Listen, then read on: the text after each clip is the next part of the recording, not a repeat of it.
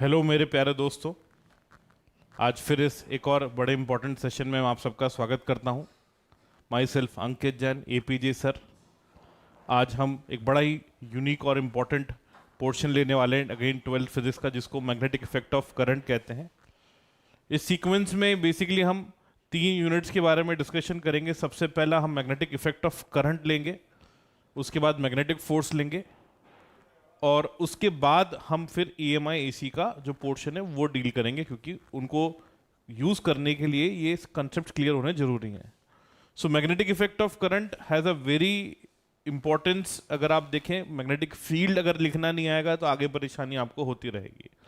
तो हो सकता है इस चैप्टर से अगेन डायरेक्टली क्वेश्चन ना आए, बट इनडायरेक्टली भी इस चैप्टर का बड़ा इंपॉर्टेंट यूज़ है हमारे आने वाले चैप्टर्स के अंदर। तो इसलिए इसको सही करना बहुत ज़रूरी है, बहुत ही इंपॉर्टेंट है। इस टॉपिक को हम अच्छा कर लें। सो आज कोशिश करेंगे इस टॉपिक के सारे PYQs जो जेई मेन में रिसेंटली आए हैं, नीट में आए हुए हैं, वो हम डिस्कस कर लें। जैसा कि आपको बोला है, जो जेई मेन के क्वेश्चंस हैं वो हमारे लिए खासा इंपॉर्टेंट रखते हैं, क्योंकि सेम या सिमिलर क्वेश्चन हमारे इस साल वापस से नीट में आने वाली ईयर्स में देखने को मिल सकते हैं।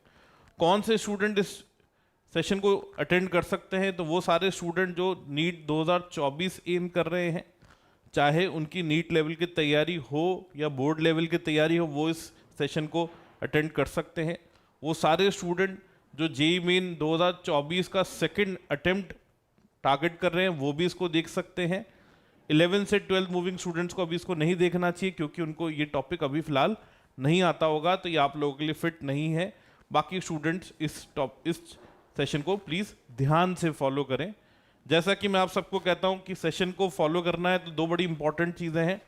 अपराइट पोजीशन में सीधे बैठ जाइए, कहीं ना कहीं टेबल कुर्सी पे बैठ पाएँ तो बहुत ही बढ़िया, और एक पेन और एक कॉपी साथ में रखते हुए चलिए, ठीक है। तीसरी चीज़, आप चाहें तो एक पानी की बोतल रख लीजिए, ताकि बार बार घूमना पड़े, ताकि आपका पूरा 100% अटेंशन जो है वो स्क्रीन की तरफ रहे, और आप पूरा फोकस जब करेंगे तो कुछ ना कुछ बेहतर आज सीख करके जाएंगे, ये मेरी गारंटी है। सो स्टार्ट करते हैं आज का सेशन। सभी को नमस्कार, साधुवाद, जय जिनेंद्र, जय श्री श्याम, सलाम वालेकुम। जिस भी भगवान में आप विश्वास करते हैं उसको मेरा नमन। स्टार्ट करते हैं आज का सेशन। आज के सेशन में देखिए, मैग्नेटिक इफेक्ट ऑफ करंट की जब हम बात करेंगे तो magnetic effect of current again start होता है बड़े सिंपल से आइडिया से, जिसको बायो-सेवर्ट्स लॉ कहते हैं। बायो-सेवर्ट्स लॉ क्या कहता है? देखो, अगर हम बायो-सेवर्ट्स लॉ की बात करें, if I talk about bio-Savart's law, तो बायो-सेवर्ट्स लॉ सीधे पहले लॉ देख लेते हैं।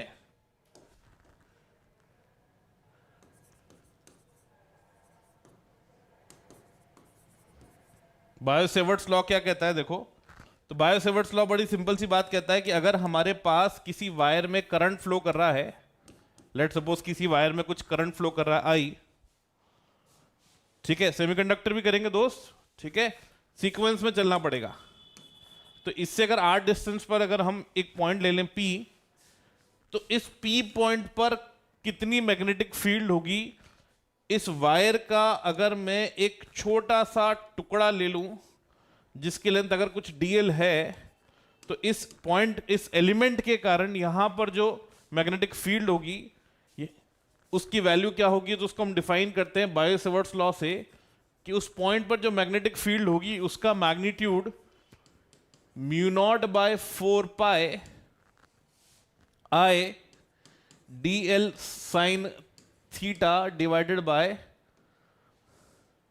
r² के बराबर होता है। कि यहां पर जो मैग्नेटिक फील्ड है इसकी value μ0/4π I dl sine theta upon 4π r² के बराबर होता है, जहां पर I dl को इसको हम करंट एलिमेंट कहते हैं। इस आइडियल को we call as current element, इसको हम करंट एलिमेंट कहते हैं। बेसिकली हम कह सकते हैं प्रोडक्ट है जो वायर में करंट फ्लो कर रहा है और हमने जो एलिमेंट लिया उसकी लेंथ का। and we treat this current element as a vector quantity और इसकी डायरेक्शन हम हमेशा बोलते हैं कि करंट की डायरेक्शन में होती है। और अगर इसको हम वेक्टर फॉर्म में लिखें, इस बाय-सेवर्ट्स लॉ को, कि जो मैग्नेटिक फील्ड एक वेक्टर फील्ड है तो उस डीवी की वैल्यू क्या होगी, तो ये फॉर्मूला बन जाता है mu naught I DL cross R divided by R cube. This is the value of magnetic field due to this current element having current I having length dl at a distance r from this wire। यहां पे ये जो theta angle है, ये basically इस current element और इस r के बीच का एंगल है। जैसे कि आप देख सकते हैं हम यहां पर इन दोनों का क्रॉस प्रोडक्ट ले रहे हैं, तो यहां पर ये जो थीटा है ये बेसिकली करंट एलिमेंट और r वेक्टर जो है इन दो वेक्टर्स के बीच का एंगल है। और इसको अगर वेक्टर फॉर्म में लिख रहे हैं तो ये फॉर्म लिख रहे हैं। ध्यान दीजिएगा, बाय-सेवर्ट्स लॉ का ये फॉर्म भी अपने आप में क्वेश्चन में पूछा जा सकता है, तो इसको याद कर लें। ठीक है, इसको याद रखें, प्लीज रिमेंबर इट। ठीक है, इसको प्लीज ध्यान रखें। ठीक है, ये बड़ा इंपॉर्टेंट है, प्लीज इसको दिमाग में बैठा लें, याद रखें इसको। ठीक है, मूविंग अहेड। अब इस बाय-सेवर्ट्स लॉ को यूज करके हम कई सारी मैग्नेटिक फील्ड के फॉर्मूले देखते हैं, और कुछ स्टैंडर्ड फॉर्मूले जो हम देखते हैं, ठीक है, वो क्या है। तो सबसे पहला होता है magnetic field due to finite wire. मैं फटाफट फॉर्मूले लिख दूंगा जो हमारे काम के हैं, और फिर उनको फटाफट क्वेश्चंस के अंदर यूज करते चले जाएंगे। हेलो एवरीवन, जो लेट आ रहे हैं गाइस, प्लीज सेशन स्टार्ट होते आ जाए कीजिए। ठीक है, और अगर आपका कोई फ्रेंड और आने वाला है, प्लीज उसको मैसेज कर दीजिए, भैया सेशन स्टार्ट हो चुका है, हमने तो नोटिफाई कर दिया है। ठीक है, अगर आपको सेशन अच्छा लगे तो लाइक करें, और प्लीज अपने दोस्तों के साथ जिनको इन चैप्टर से प्रॉब्लम है उनके साथ ये डेटा शेयर करें। तो अगर मेरे पास एक फाइनाइट वायर है, इससे अगर मैं कुछ डिस्टेंस r पर इस पॉइंट पे मैग्नेटिक फील्ड निकालना चाहता हूं, इसकी वैल्यू क्या होगी। हम मानते हैं कि अगर इसमें जो करंट फ्लो कर रहा है इसकी वैल्यू कुछ I है, और इस वायर के दोनों एंड जो हैं इस पॉइंट पर कुछ एंगल सबटेंड कर रहे हैं, मान लेते हैं ये एंगल θ1 या एंगल θ2 है। तो इस पॉइंट पर जो मैग्नेटिक फील्ड होती है एट पॉइंट P, इसका फॉर्मूला तो दोस्तों mu naught I upon 4 pi r sine θ1 plus sine θ2। Again इसका डेरिवेशन उतना इंपॉर्टेंट हमारे लिए नहीं है, हमारे लिए फॉर्मूला यूज करना आना इंपॉर्टेंट है। तो उसके लिए फॉर्मूला याद होना जरूरी, कि मैग्नेटिक फील्ड जो है उसका formula mu naught by 4 pi r sine θ1 plus sine θ2 के बराबर होता है। क्या क्या चीज ध्यान रखने वाली बात है यहां पे, r क्या है, तो r इस पॉइंट की वायर से परपेंडिकुलर डिस्टेंस है। ठीक है, θ1 θ2 क्या है, तो θ1 θ2 बेसिकली अगर ये वायर है, अगर इमेजिन करें आप उस पॉइंट पे खड़े हैं और ये वायर आपके सामने है, तो नीचे वाला एंड जो एंगल सबटेंड कर रहा है, ठीक है, उस पॉइंट पर दैट इज θ1। मतलब उस पॉइंट तक जाने के लिए मुझे जितनी, अगर मैं देख रहा हूं वायर को उस पॉइंट पे खड़ा हुआ, तो नीचे वाले एंड को देखने के लिए जितनी गर्दन मुझे घुमानी पड़ेगी दैट वाज θ1, ऊपर वाले एंड को देखने के लिए जितनी गर्दन घुमानी पड़ेगी दैट इज θ2। तो θ1 θ2 दोनों एंड के एंगल हैं। ठीक है, तीसरी बात, ये θ1 θ2 जो है वो अपोजिट सेंस में होते हैं। मतलब अगर एक क्लॉकवाइज है तो दूसरा एंटी क्लॉकवाइज है। ठीक है, ध्यान रखिए, एक क्लॉकवाइज है दूसरा एंटी क्लॉकवाइज सेंस में, दोनों एक दूसरे के अपोजिट सेंस में। ठीक है, अब चौथी बात होती है direction. Direction of magnetic field निकालने के लिए लोग फ्लेमिंग्स रूल सिखाते हैं, मत सीखिएगा, एक रूल सीखिए, that is right hand thumb rule. हर जगह हर वक्त यही काम आएगा और यही आपकी प्रॉब्लम्स को रिजॉल्व कर देगा। राइट हैंड थंब रूल कैसे इस्तेमाल करते हैं, तो बड़ा सिंपल है। राइट हैंड लीजिए, जिस डायरेक्शन में करंट फ्लो कर रहा है उस डायरेक्शन में थंब को रख दीजिए। जिस डायरेक्शन में करंट फ्लो कर रहा है उस डायरेक्शन में थंब को रख दीजिए, उस पॉइंट की तरफ फिंगर्स करिए जिस पॉइंट पे मैग्नेटिक फील्ड निकालना है और कर्ल कर दीजिए, मतलब मोड़ दीजिए। तो जिस डायरेक्शन में फिंगर्स मुड़ेंगी वो that is the direction of magnetic field. जैसे इस पर्टिकुलर एग्जांपल में अगर मैं मैग्नेटिक फील्ड की डायरेक्शन देखना चाहूं तो बोल सकता हूं मैग्नेटिक फील्ड की डायरेक्शन जो है करंट के अलोंग थंब रखा, ठीक है। इस तरह से सोचना है कि मैं वायर को पकड़ रहा हूं, I am holding the wire, I am holding the wire assuming कि मेरा जो थंब है वो करंट की डायरेक्शन में पॉइंट कर रहा है। तो इस केस में जब मैं फिंगर मोड़ूंगा तो जिस डायरेक्शन में फिंगर्स बेंड होंगी वो मैग्नेटिक फील्ड की डायरेक्शन है टुवर्ड्स दैट पॉइंट। तो आप देखोगे यहाँ फिंगर्स बेंड करोगे तो अंदर की तरफ बेंड कर रही है, अंदर की तरफ बेंड कर रही है, मतलब हम बोल सकते हैं यहाँ पर मैग्नेटिक फील्ड की डायरेक्शन इनवर्ड है। दो डायरेक्शन हम बार बार यूज करते हैं, क्रॉस और डॉट। आई होप आपको पता है, क्रॉस मतलब इनसाइड द प्लेन एंड दूसरा डायरेक्शन यूज करते हैं डॉट। तो डॉट का मतलब क्या होता है दोस्तों? तो डॉट का मतलब होता है आउटसाइड द प्लेन, कि अगर ये बोर्ड का प्लेन है तो ये वेक्टर इनसाइड पॉइंट कर रहा है और ये वेक्टर आउटसाइड पॉइंट कर रहा है, ठीक है। ये दो बड़े इंपॉर्टेंट डायरेक्शंस हैं जिनको हम यूज कर रहे होते हैं, ठीक है, मैग्नेटिक फील्ड की डायरेक्शन बनाते वक्त, ठीक है। अब अगर इसका स्पेशल केसेस क्या होते थे फटाफट वो भी देख लेते हैं। तो इसके हम बोलते हैं दो स्पेशल केसेस होते हैं। कौन कौन से? तो पहला स्पेशल केस होता है कि अगर वायर इनफाइनाइट हो। इनफाइनाइट वायर में क्या होता है कि दोनों एंड इन्फिनिटी तक जा रहे होते हैं, दोनों एंड इन्फिनिटी तक जाते हैं तो θ1 θ2 दोनों को 90 डिग्री ले लेते थे, दोनों को 90 डिग्री ले लेते थे। तो आर डिस्टेंस में मैग्नेटिक फील्ड जो है उसकी वैल्यू म्यू नॉट, अगर करंट आई फ्लो करा है कैपिटल आई तो mu naught I divided by 2 pi R बन जाती थी, ठीक है, ये मैग्नेटिक फील्ड की वैल्यू। दूसरा केस हम सेमी इनफाइनाइट वायर ले लेते थे कि अगर वायर जो है वो सेमी इनफाइनाइट है, सेमी इनफाइनाइट वायर के केस में क्या होगा? सेमी इनफाइनाइट वायर के केस में एक एंड इन्फिनिटी तक जा रहा है, दूसरा एंड सामने फाइनाइट है।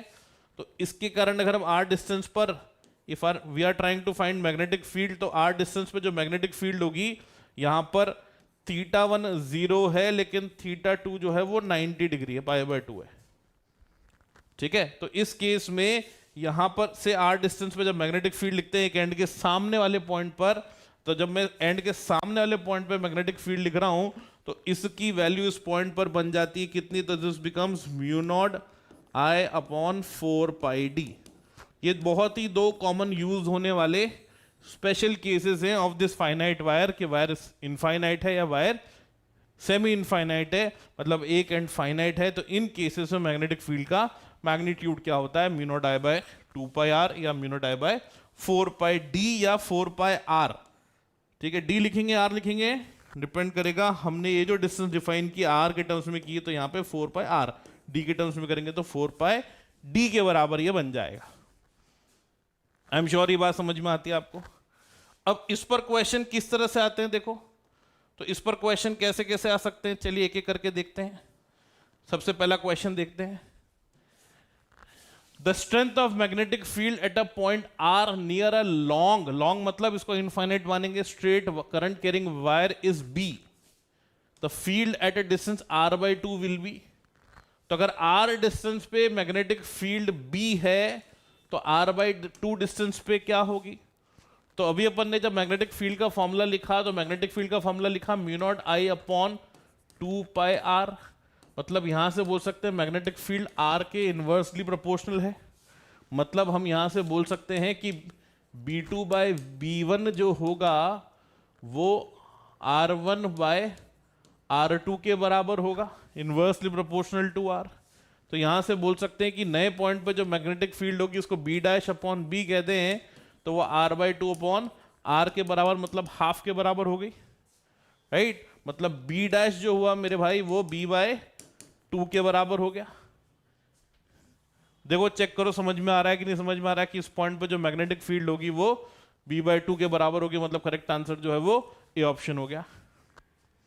करेक्ट आंसर जो है वो ए ऑप्शन हो गया। आ रहा है कि नहीं समझ में आ रहा है? Correct answer will be option A.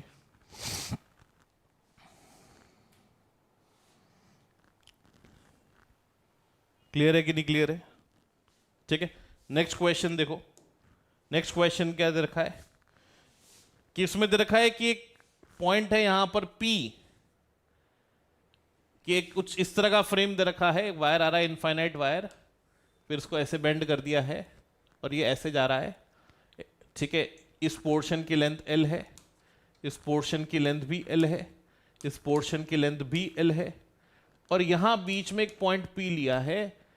अगर इस पूरे अरेंजमेंट में जो करंट फ्लो कर रहा है, अगर वो I है जिसकी वैल्यू दे रखी है आपको कि उस करंट की जो वैल्यू है अगर वो 5 एम्पियर के बराबर है, ये कुछ इस तरह से फ्लो करते हुए जा रहा है, तो इस P पॉइंट पर जो कि बीचों बीच है, ये L/2 ये L/2, तो इस पॉइंट पर कितनी मैग्नेटिक फील्ड होगी। आप देख सकते हैं ये एम्स 2017 में पूछा हुआ क्वेश्चन है। अब एम्स और नीट दोनों मर्ज हो चुके हैं, तो दोनों के बेस्ड क्वेश्चन भैया आ सकते हैं, तो ये क्वेश्चन भी करके देखो, ठीक है। पहले 20 सेकंड में आपको देता हूं, आप ट्राई करें, नहीं होगा तो फिर मैं तो बताऊंगा ही हर बार की तरह, ठीक है। करके देखते हैं इस क्वेश्चन को क्या बन रहा है, कर पा रहे हैं कि नहीं कर पा रहे अपन।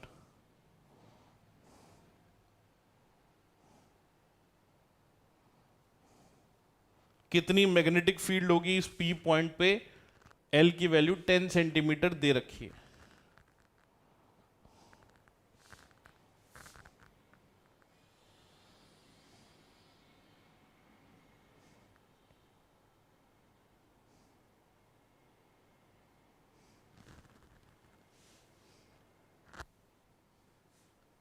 तो आंसर आ रहा है देखिए एक हमारे पास, बाकी लोग भी ट्राई करके देखिए आपको आ रहा है कि नहीं समझ में आ रहा है।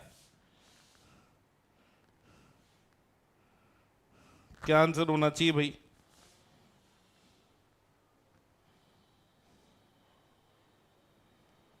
देखो क्या आंसर होना चाहिए। सेकंड ऑप्शन बोला एक हमारे स्टूडेंट ने, कैसे आना चाहिए देखते हैं।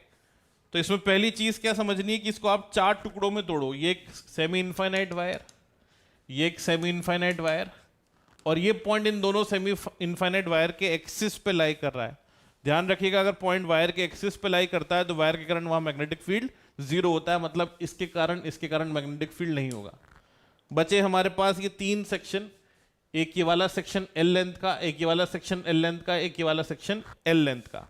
अगर इस सेक्शन के कारण मैग्नेटिक फील्ड की डायरेक्शन देखें तो इस सेक्शन के कारण इस पॉइंट पे मैग्नेटिक फील्ड जो होगी वो इनवर्ड होगी, ऊपर वाला सेक्शन उसके कारण भी इनवर्ड होगी, और ये जो नीचे वाला सेक्शन है इसके कारण भी इनवर्ड होगी। करंट की डायरेक्शन के अलोंग थंब रख के मैंने फिंगर्स कर्ल करके डायरेक्शन देख ली, ठीक है, ठीक है। तो यहां पर मैग्नेटिक फील्ड की डायरेक्शन इनवर्ड होगी, ऊपर वाले के कारण इनवर्ड होगी, और यहां पे भी मैग्नेटिक फील्ड की डायरेक्शन इनवर्ड होगी, ठीक है। अब यहां पर अगर अपन देखें तो यहां पर अगर अपन देखें तो क्या होगा, देखो मैग्नेटिक फील्ड इस पॉइंट पे, नमस्कार सर, तो यहां पर अगर आप एक के कारण देखो, तीनों इस वायर के कारण कितना होगा, तो देखिए ये वायर है, थोड़ा सा मेहनत करना पड़ेगा, ठीक है। ये वायर है L लेंथ का, ये डिस्टेंस L/2, तो इस पॉइंट पर ये दोनों एंड कितना कितना एंगल सबटेंड कर रहे हैं, तो एक एंड तो सामने ही है, मतलब θ1 तो 0 हो गया, θ2 निकालना है तो ये एंगल होगा θ2, कितना होगा थीटा, तो यहां से अगर आप देखो तो tan थीटा जो है वो L/L/2 मतलब 2 के बराबर हो गया। अगर tan थीटा 2 है तो मुझे तो sin थीटा चाहिएगा, तो sin थीटा का वैल्यू क्या होगा, तो sin थीटा निकाल लेते हैं फटाफट, कि एक ट्राइंगल बन गया जिसमें tan थीटा 2 है, मतलब ये 2 ये साइड 2, तो ये √5 हो जाएगा पाइथागोरस से। तो यहां से sin थीटा की value will be 2/√5, right, sin theta will be 2/√5। तो अभी जो यहाँ पे मैग्नेटिक फील्ड अगर मैं लिखने जा रहा हूं तो इस वायर के कारण और इस वायर के कारण तो सेम होगी, क्योंकि ये जो पॉइंट है दोनों वायर से सेम डिस्टेंस पे, ये एंगल भी थीटा है, ठीक है। और अगर मैं इस ऊपर वाले वायर के कारण बात कर रहा हूं, ठीक है, इसके कारण मैग्नेटिक फील्ड इस पॉइंट पे इनवर्ड है, इसके कारण भी इनवर्ड है, इसके कारण देखूंगा तो इससे इस वायर की जो डिस्टेंस है, ठीक है, इस वायर से इस पॉइंट की जो डिस्टेंस है वो L हो गई, और ये एंगल जो है अगर ये थीटा है तो ये 90 माइनस थीटा हो गया, ये भी 90 माइनस थीटा हो गया, ठीक है। तो अगर मैं मैग्नेटिक फील्ड लिख रहा हूं उस पॉइंट P पे, तो एक आएगा लेफ्ट मोस्ट के कारण कितना, mu naught I upon 4πd which is L/2, और इधर आ जाएगा sine theta 1 plus sine theta 2। ठीक है, तो साइन थीटा 1 क्या होगा देखो, तो साइन थीटा 1 जो है वो that will become 0 and sine theta will become 2/√5। ऐसी जब इस वाले वायर के करंट देखूंगा तो बनेगा mu naught I upon 4πd, D की जगह आ जाएगा L। अब देखो जहां साइन थीटा 1 जो है ना, ये थीटा 1 तो वो 90 माइनस थीटा, तो मतलब कॉस थीटा बन जाएगा। इस ट्राइंगल से कॉस थीटा की वैल्यू पुट करूंगा तो 1/√5 प्लस 1/√5, राइट। प्लस जब मैं इस वायर के कारण मैग्नेटिक फील्ड देखूंगा तो अगेन वो मैग्नीट्यूड में इसके बराबर ही आएगा क्योंकि सिमेट्रिक है। तो मतलब एक तरह से इसी को वापस लिखना है, या फिर मैं बोल सकता हूं कि एक काम करते हैं सर, वापस क्यों लिखते हो, इसी को 2 से मल्टीप्लाई कर दो क्योंकि दोनों का कंट्रीब्यूशन सेम है। तो this should be the value of magnetic field. I know आपको देख के थोड़ा सा घबराहट होगी, बट आप अगर ऐड करोगे ना तो सिंपली बहुत सारी चीजें आसान बन जाएंगी। जैसे mu naught I upon 4πL तो कॉमन आ गया, राइट। अब देखो ये बन गया कितना, 8/√5 हो गया, ये ऊपर चला जाएगा 4 इंटू 2, ठीक है, 8 हो गया। और यहां पे बन गया प्लस 2/√5, तो इसको जब ऐड करोगे तो ये बन गया 10/√5। 10/√5 को मैं mu naught I upon 4πL multiplied by 10/√5, 10/√5 बन गया क्या, 2√5। अब वैल्यू पुट कर देता हूं, ठीक है, अब वैल्यू पुट कर देता हूं। वैल्यू पुट करूंगा तो यहां पे म्यू नॉट बाय 4π की वैल्यू मैं जानता हूं कितनी होती है सर, ऐसा यूनिट में इसकी वैल्यू 10⁻⁻7 होती है। इधर कर रहा हूं 10⁻⁻7 हो गया म्यू नॉट बाय 4π, ठीक है। आई का वैल्यू क्या दे रखा है, तो सर आई का वैल्यू तो 5 एम्पियर दे रखा है, ठीक है जी। एल क्या दे रखा है, तो एल सर 0.1 दे रखा है, तो 0.1 जो है वो इसी में कंट्रीब्यूट करेगा तो -8 बन जाएगा, ठीक है जी। मल्टीप्लाइड करना है किससे, 2√5 से, तो 2√5 से मल्टीप्लाई करना है तो मतलब ये क्या बन गया, ये बन गया 5 2 10, तो ये हो गया √5 इंटू 10⁻⁻7। चेक कर लीजिए, ये बन गया √5 मल्टीप्लाइड बाय 10⁻⁻7, ठीक है। फिर से चेक कर लीजिए, हमेशा चेक करके सॉल्व करना है, ठीक है। फिर से चेक कर लीजिए, तो फिर से चेक करेंगे तो ये बन जाएगा 8/√5, 10/√5, 10/√5 अपॉन √5, 2√5 बन जाएगा, mu naught I upon 4πL बन जाएगा। म्यू नॉट बाय 4π की वैल्यू 10⁻⁻7 पुट कर दीजिए, multiplied by I which is 5, L का वैल्यू 10 सेंटीमीटर है तो ये 0.1 बन गया है, ठीक है। 0.1 बन गया, तो यहाँ पे अपन ने करी थोड़ी सी गलती, बिल्कुल भैया चेक कर लो, हमेशा चेक करके ही सॉल्व करो। इंसान है, गलती ही करते हैं इंसान, बट इंसान ही अपनी गलतियों से बचाते हैं अपने आप को। तो ये -6 बनेगा, -6 बनेगा तो ये यहाँ पर फिर -5 बनेगा। हाँ देखिए, आपको अपने आप पता पड़ जाएगा, ऑर्डर मैच नहीं करा मतलब कुछ गड़बड़ होगी। √5 2.23 होता है, तो 2.23 इंटू 10⁻⁻5 मतलब सेकंड ऑप्शन आंसर हो गया। सर पेपर में इतनी देर लगाऊंगा क्या, भाई नहीं लगाएगा, लेकिन ठीक है, अगर आ जाए क्वेश्चन और आपके पास टाइम बचा है एंड में, जो कि बचता है अच्छे बच्चे के पास, तो फिर तो ये क्वेश्चन भी करना है ना, तो ये कैसे करना है, ठीक है। आगे क्वेश्चन पे चलते हैं, नेक्स्ट क्वेश्चन पे। नेक्स्ट क्वेश्चन क्या है, एक इस तरह के क्वेश्चन भी बहुत सारे नजर आएंगे आपको। आपको एक क्लोज फिगर दे रखा है, जैसे यहाँ पे क्लोज फिगर क्या दे रखा है, a current of 5 ampere flows in a square loop. आप देख सकते हैं इसी साल जेईई मेन 2024 में पूछा गया है, और इसी तरह का मिलता जुलता क्वेश्चन नीट में आ जाए तो कोई आश्चर्य की बात नहीं होगी। क्या दे रखा है, a current 5 ampere flows in a square loop of sides 1 metre is placed in air. The magnetic field at the center of the loop is x √2 into 10⁻⁻7, value of x is, x का value पूछ रहा है, ठीक है। चलिए figure से शुरू करते हैं। फिगर में क्या दे रखा है आपको एक स्क्वायर लूप बोला है, ये लीजिए स्क्वायर लूप, ठीक है। क्या बोला है, स्क्वायर लूप जिसकी साइड लेंथ क्या बोली है, तो साइड लेंथ सर 1 मीटर बोली है, और इस प्लेस इन एयर, इसमें करंट फ्लो कर रहा है, मान लेते हैं आई, जिसकी वैल्यू 5 एम्पियर दे रखी है, ऐसे कुछ। तो इसके सेंटर पे मैग्नेटिक फील्ड कितनी होगी?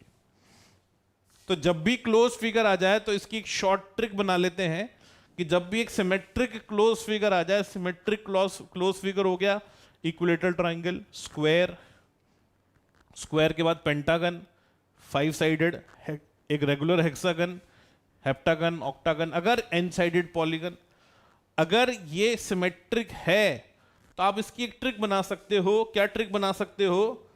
कि यहां पर एक ट्रिक हम डेवलप कर सकते हैं। What is that trick?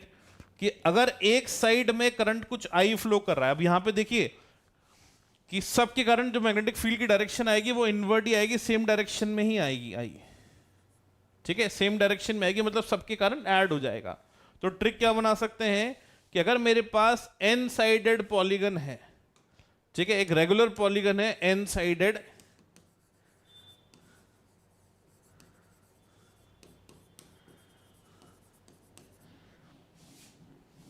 तो ये जो पॉलीगन होगा, ये अगर इसकी एज लेंथ a है, तो अगर मैं ये डिस्टेंस निकाल लूं विच इज d, अगर मैं ये डिस्टेंस निकाल लूं ये d, और ये दोनों एंड्स जो हैं यहां पर अगर थीटा एंगल सबटेंड कर रहे हैं, तो एक वायर के कारण यहां मैग्नेटिक फील्ड होगा mu naught by 4 pi d multiplied by sine theta plus sine theta, मतलब 2 साइन थीटा। तो मतलब ये बन जाएगा mu naught I upon 2 pi d into sine theta. यहां पे थीटा एक एंड का एंगल है जो कि इस पॉइंट पे कंट्रीब्यूट कर रहा है, सबटेंड कर रहा है। अब अगर ऐसे n साइड्स हैं तो टोटल मैग्नेटिक फील्ड निकालने के लिए इसको मल्टीप्लाई कर देंगे n से, तो ये जो टर्म बन के आएगा ये हो जाएगा इस पॉइंट पर मैग्नेटिक फील्ड। तो n times mu naught I by 2 pi d into sine theta हम बोल सकते हैं इस पॉइंट पे नेट मैग्नेटिक फील्ड की वैल्यू हो जाएगी मेरे भाई। अब इसको कैलकुलेट कैसे करेगा? देख इधर आ जा, समझ। तो एक के कारण यहां पे अगर मैं बात कर रहा हूं तो सर ये डिस्टेंस d जो है, ये इस केस में तो अगर ये साइड लेंथ a है तो ये तो a बाई 2 हो गई sir, half of the side length, बिल्कुल सही बात है। अब और सर ये एंगल जो है ये तो 45 डिग्री हो गए इस केस में, ये भी बिल्कुल सही बात है, ठीक है। ये तो अपने को इतनी ज्योमेट्री तो ऑलरेडी पता है। तो कितनी मैग्नेटिक फील्ड हो जाएगी सेंटर पे? तो ये बन जाएगी सर, जैसा कि आपने बोला म्यू नॉट आई एन, मतलब 4 into mu naught I upon 2 pi d into sine theta. तो सर यहाँ साइन 45 आ गया। सर फटाक वैल्यू पुट करते हैं और आगे बात करते हैं। तो म्यू नॉट की वैल्यू तो सर मुझे पता है, सर मैं वैल्यू पुट करता हूँ, बन गया 4 इंटू म्यू नॉट की वैल्यू पता है 4 पाई इंटू 10 की power -7 divided by 2 pi, D का वैल्यू कितना है इसका आधा, मतलब 0.5 into I which is 5, current कितना है 5, ठीक है, ध्यान पूर्वक करना, into sine 45 which is 1/√2। Sir इतनी मैग्नेटिक फील्ड होनी चाहिए सेंटर पे। चलिए भाई 2 पाई, ठीक है, 0.5 से 2 कैंसिल हो गया, पाई से पाई कैंसिल आउट हो गया, ठीक है। चलिए अब इस 5 में को ने इस 2 को बोरो किया और 10 बन गया, ठीक है। तो 4 2 8 में से √2 डिवाइड किया तो ये बन गया 4√2 इंटू 10 की पावर -6। बट आंसर तो अपने को 10 की पावर -7 के ऑर्डर में देना है, तो इसको लिख देंगे 40√2 इंटू 10 की पावर -7 टेस्ला। यूनिट तो जानते हैं टेस्ला। तो यहां पे ध्यान दीजिए भैया, हो सकता है जल्दीबाजी में गलती कर जाओ आप 4 आंसर चिपका और आगे बढ़ जाओ। नहीं भैया, ध्यान दीजिए, यहां पर हमें 10 की पावर -7 के ऑर्डर का लाना है आंसर, तो उसके हिसाब से मैच करेंगे तो ये 40 होगा, मतलब ये जो x है इसकी value is 40। I hope I am clear. मेरी बात समझ पा रहे हैं आप लोग? मुश्किल तो नहीं लग रहा है? कैलकुलेशन है यार, थोड़ा तो करना पड़ेगा, ठीक है। आगे बढ़ूं, नेक्स्ट क्वेश्चन पे चलूं, ठीक है। सो नेक्स्ट क्वेश्चन पे चलते हैं। नेक्स्ट क्वेश्चन देखिए क्या दे रखा है, what has been given to us. So question में दे रखा है 2 long straight wires carry equal current. तो पहली बात, लॉन्ग मतलब क्या सोचना है, इनफाइनाइट सोचना है। in opposite direction as shown in the figure, the separation between the wire is 5 centimetre. दोनों वायर्स के बीच का सेपरेशन दे रखा है, मान लेते हैं ये d है, ये 5 सेंटीमीटर है। The magnitude of magnetic field at a point P midway between the wire is mu times T। ठीक है, तो ये जानना चाह रहा है कि दोनों वायर्स के बीच में मैग्नेटिक फील्ड कितना होगा। ठीक है, क्वेश्चन थोड़ा सा अधूरा लग रहा है अपने को, बट कोई बात नहीं, करते हैं अपन इसको रिजॉल्व। क्या दे रखा है दोस्त, तो दो लॉन्ग स्ट्रेट वायर है जिनमें सेम करंट फ्लो कर रहा है लेकिन अपोजिट डायरेक्शन में। The separation between the wire is 5, magnitude of magnetic field at point P midway between the wire is। चलिए, तो अगर आप यहां पे देखो तो इस वायर में अगर करंट अपवर्ड डायरेक्शन में जा रहा है तो उसके कारण मैग्नेटिक फील्ड इनवर्ड आएगा। सर दूसरे के कारण भी चेक कर लो, तो दूसरे के कारण देखेंगे तो उसमें करंट नीचे जा रहा है, राइट। तो इसके कारण मैग्नेटिक फील्ड, कर्ल करी फिंगर्स, इनवर्ड, मतलब इसके कारण भी इनवर्ड आएगा। मतलब इस बी पॉइंट पर जो मैग्नेटिक फील्ड होगी वो दोनों वायर के कारण ऐड हो जाएगी क्योंकि सेम डायरेक्शन में। अब क्योंकि ये इनफाइनाइट वायर है तो एक के कारण कितनी होनी चाहिए, तो सर ये होनी चाहिए म्यू नॉट अपॉन 4 पाई या mu naught upon 2 mu naught I upon 2 pi D. ठीक है, अब डी की जगह आ जाएगा डी बाई 2 क्योंकि ये डिस्टेंस जो है ये आधी हो गई पूरी की। ठीक है, एक के कारण इतना होगा, सर दूसरे के कारण भी इतना ही होगा क्योंकि करंट सेम है और डिस्टेंस भी सेम है। तो एक तरह से ये बन गया कितना, तो this becomes 4 mu naught I upon 2 pi D. भाइयों वैल्यू पुट कर लेते हैं, वैल्यू पुट कर देते हैं। तो क्या क्या दे रखा है अपने को, तो अपने को दे रखा है ये बन जाएगा 4 म्यू नॉट का वैल्यू 4 पाई इंटू 10 की पावर -7, आई का वैल्यू 10 डिवाइडेड बाय 2 पाई, और इस d का वैल्यू क्या है, ये d जो है हमें 5 सेंटीमीटर दे रखा है, तो 5 इंटू 10 की पावर -2। ठीक है, इस 2 पाई से 2 गया, 2 बच गया, इससे कैंसिल करते हैं, यहां बच गया -5, -5 से भी ये गया तो यहां बच गया -4, राइट। तो हमारे पास न्यूमरेटर में बच गया भैया कितना, तो न्यूमरेटर में बच गया भैया 4 2 8, 8 बाई 5 इंटू 10 की पावर -4, 10 की पावर -4, और ये है टेस्ला में। 8 बाई 5 को 1.6 लिख देंगे, तो मेरा आंसर 1.6 इंटू 10 की पावर -4 टेस्ला भी हो सकता है, लेकिन उसने बोला है मुझे कन्वर्ट लिखना है माइक्रो टेस्ला में। तो माइक्रो मतलब 100 से मल्टीप्लाई कर दे तो ये बन जाएगा 160 माइक्रो टेस्ला।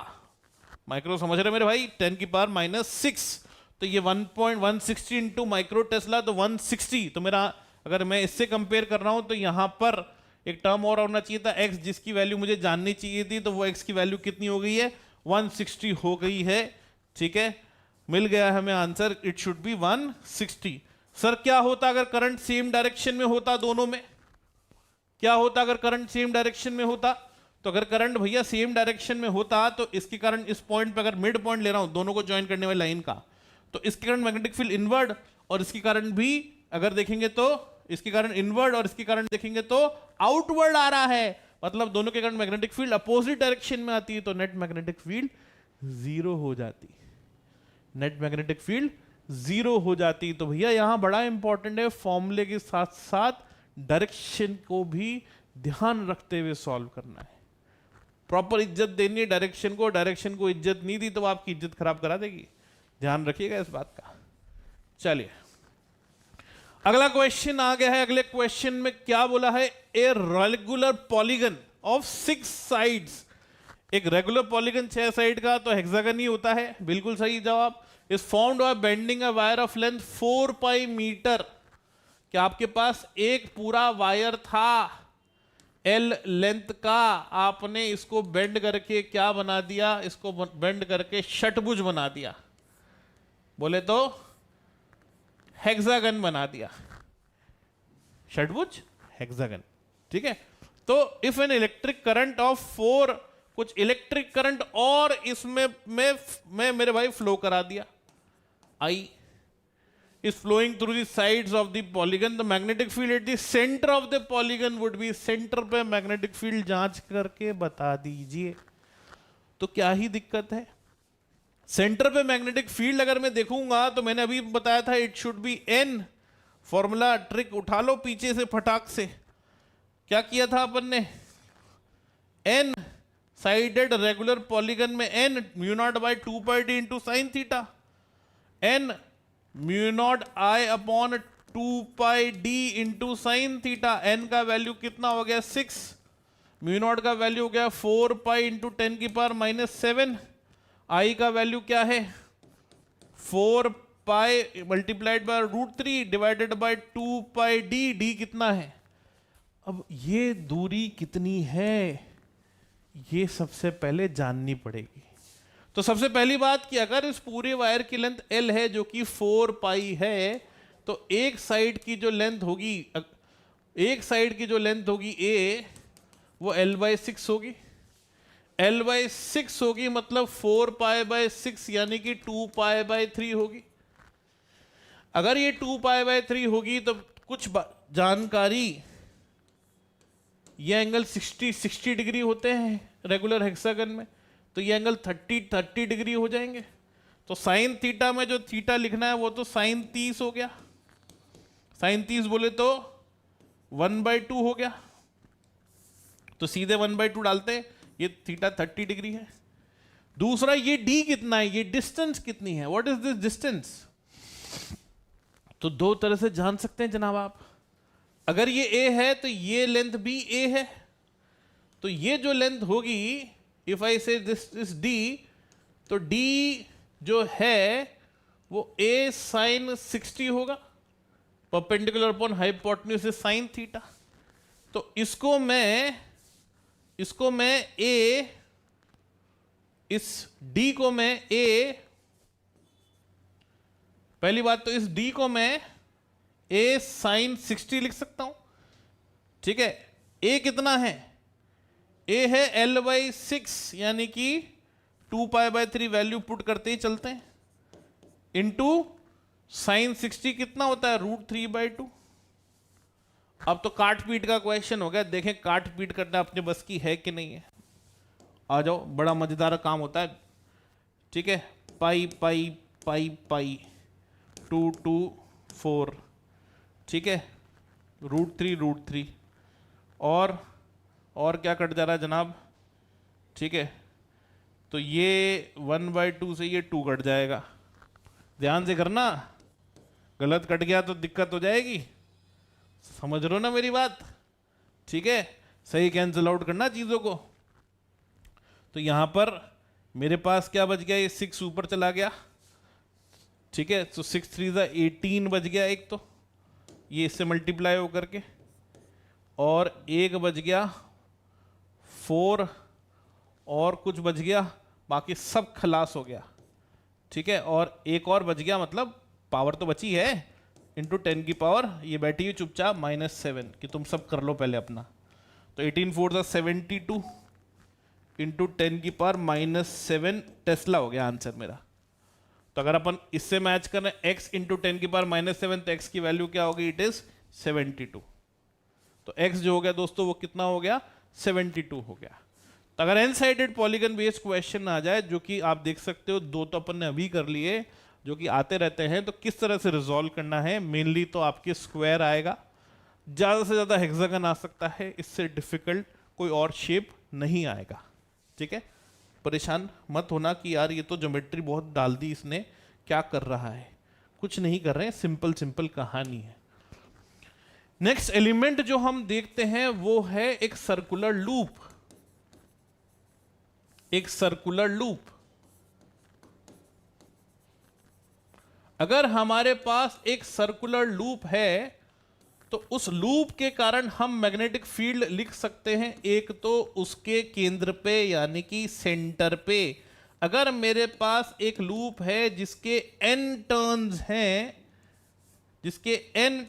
हैं, जिसमें I करंट फ्लो कर रहा है और इसका रेडियस R है, तो इसके सेंटर पे जो मैग्नेटिक फील्ड होती है इसकी वैल्यू होती है mu naught I upon 2r into N, कि एक टर्न के कारण होती है mu naught I upon 2r, और क्योंकि n टर्न है तो इसको मल्टीप्लाई कर दिया किससे, n से, तो ये मिल गई मुझे क्या, magnetic field at the centre.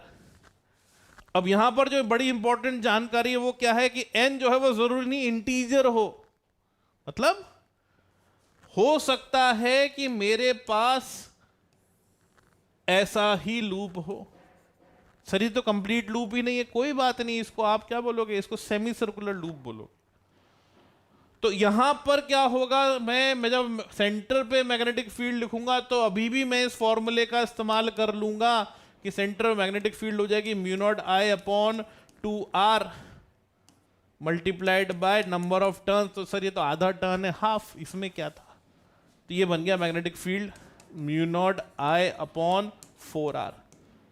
In general अगर मान लो मेरे पास कंप्लीट लूप नहीं है लेकिन सिर्फ एक आर्क है, सर आर्क के केस में क्या कहोगे, तो आर्क के केस में भी सॉल्व कर देंगे, ठीक है।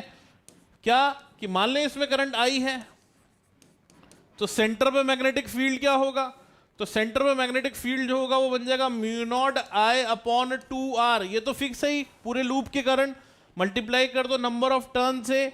अगर एक लूप सेंटर पे थीटा एंगल सबटेंड करता है तो वो कितने टर्न्स के बराबर है, तो ये फ्रैक्शन वाला कंसेप्ट हो गया, इसको मल्टीप्लाई कर देंगे थीटा बाय 2 से। डायरेक्शन कैसे डिसाइड कर रहे होगे सर, तो डायरेक्शन निकालने के लिए हम again right hand thumb rule का इस्तेमाल कर लेते हैं। राइट हैंड थंब रूल का इस्तेमाल कैसे कर देते हैं कि सर जिस डायरेक्शन में करंट फ्लो कर रहा है, जिस डायरेक्शन में करंट फ्लो कर रहा है उस डायरेक्शन में भी हम रखते हैं हमारी फिंगर्स उल्टा। वहां करंट की डायरेक्शन में थंब रखा था, फिंगर्स का कर्ल मैग्नेटिक फील्ड बता रहा था। छोटी छोटी चीजें ध्यान रखिए।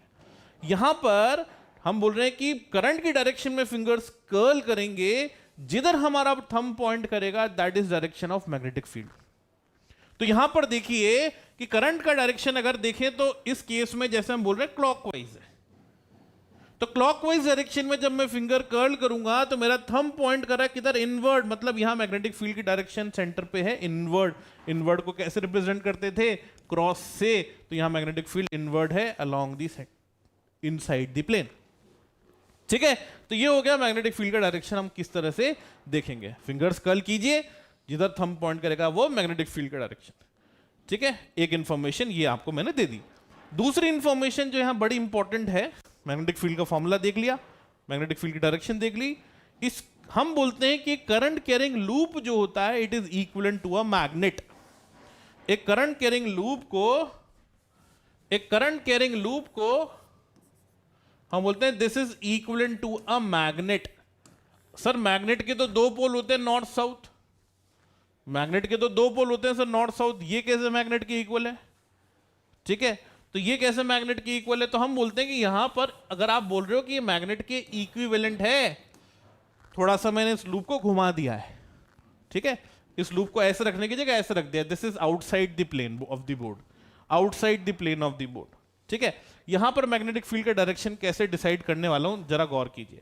तो मैं क्या कर रहा हूं, बोल रहा हूं यहां पे कि मैग्नेटिक फील्ड का डायरेक्शन कैसे बोलेंगे, या ये मैग्नेट के इक्विवेलेंट कैसे है, कौन सा पोल किधर है भैया।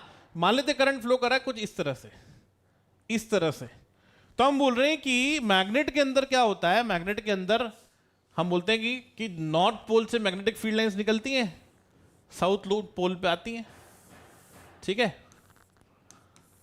नॉर्थ पोल से निकलती हैं, साउथ पोल पे आती हैं, मैंने जानबूझ के नॉर्थ लेफ्ट में लिया है, तो इससे फील्ड लाइंस निकलती हैं और इस पर फील्ड लाइंस पहुंचती हैं। Unlike electric field, magnetic field lines close loop बनाती हैं, राइट।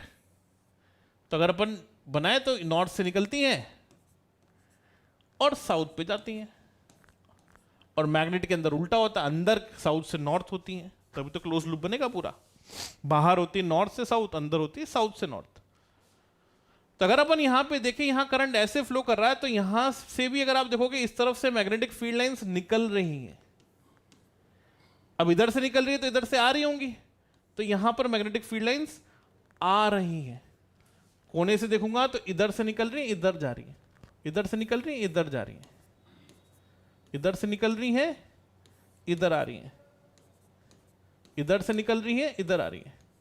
कोई भारी भरकम खतरनाक कंसेप्ट नहीं है, लेकिन ये छोटी छोटी चीजें ही आपको समझ में आनी चाहिए। अगर आप कंपेयर करो दोनों सेम है।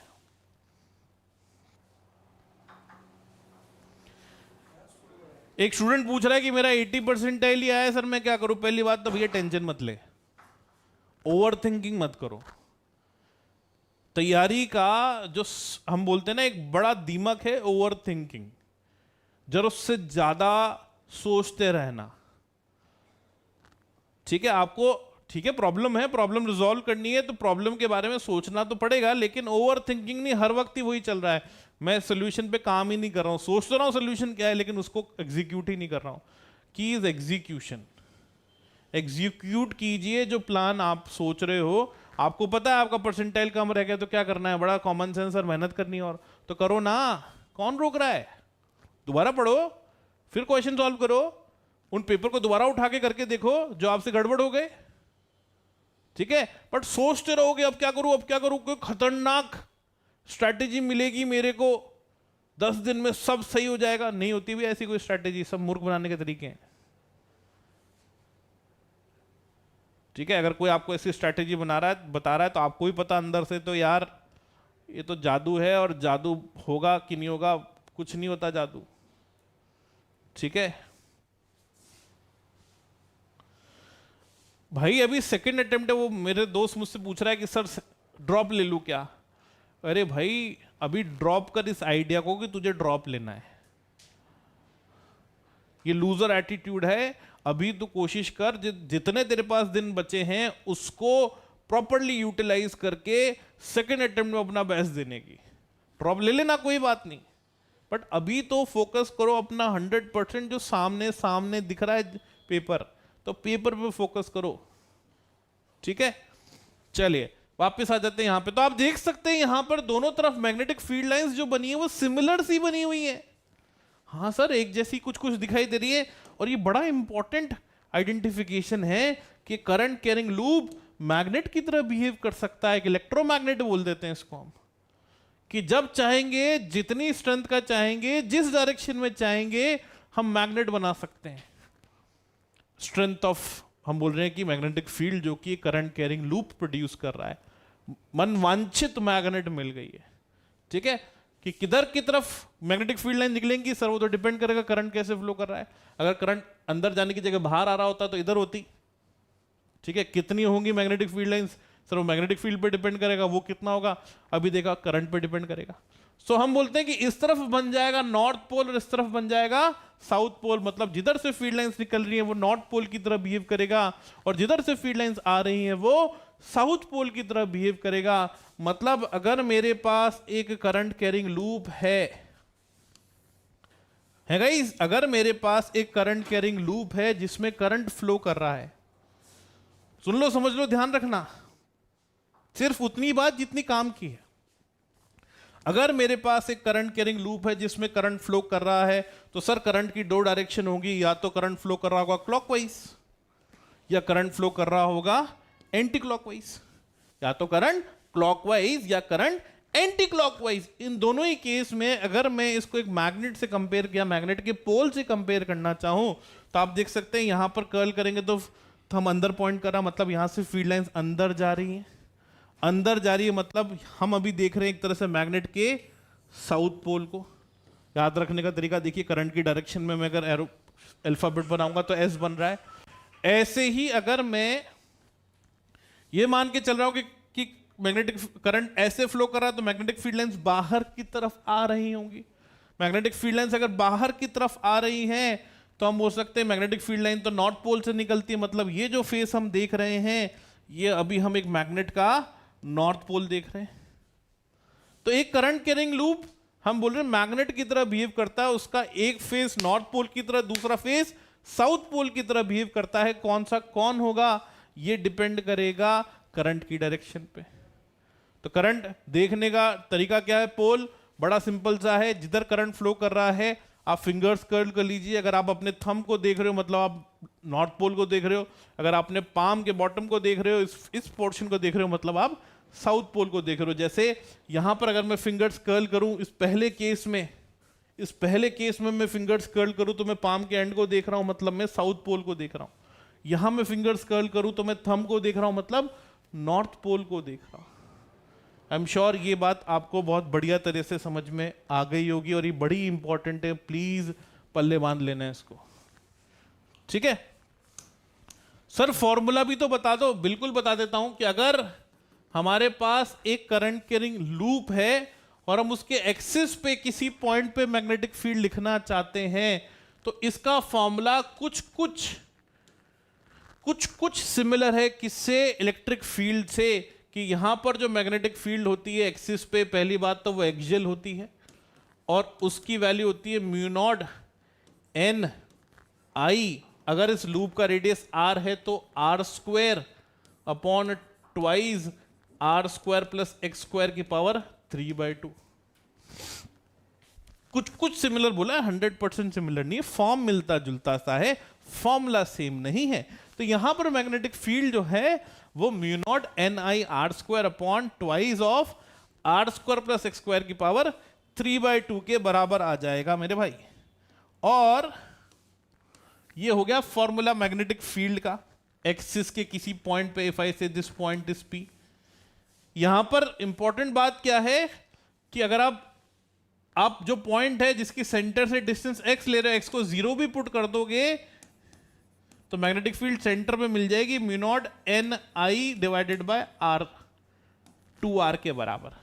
पुट करके देख लो, मतलब सेंटर में मैग्नेटिक फील्ड 0 नहीं है, पहली बात, ठीक है, सेंटर में मैग्नेटिक फील्ड 0 नहीं है।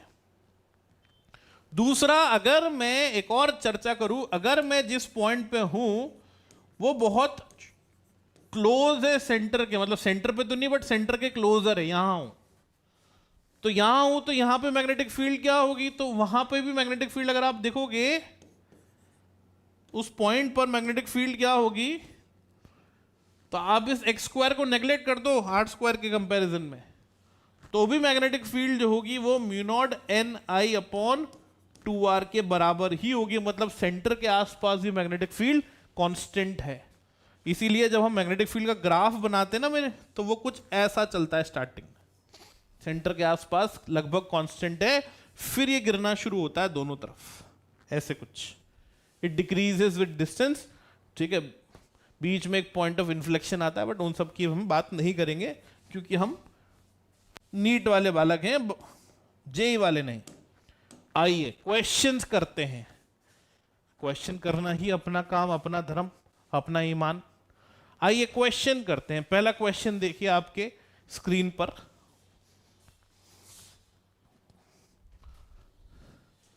क्या कह रहा है ये क्वेश्चन। फ्रेम से मैं थोड़ा साइड हो जाता हूं ताकि आप आराम से पढ़ लें, फिर मैं इस क्वेश्चन को डिस्कस करना शुरू करता हूं।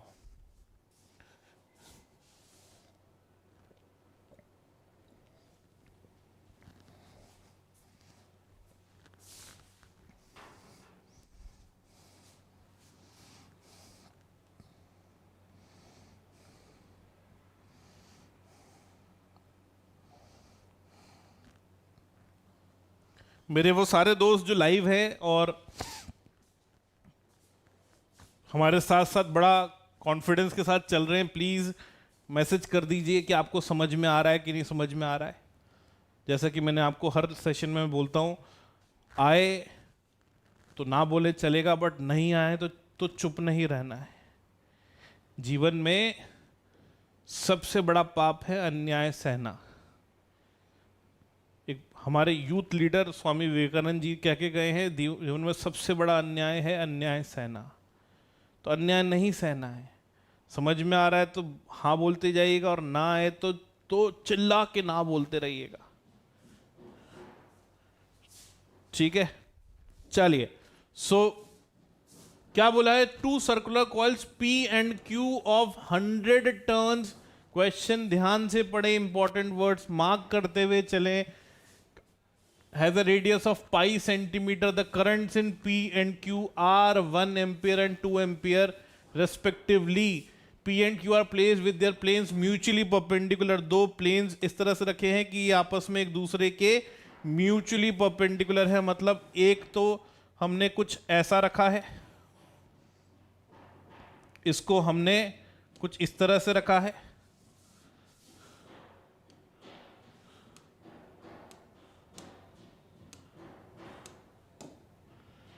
और दूसरा जो लूप है वो इसके परपेंडिकुलर रखा है। ठीक है, कुछ इस प्रकार।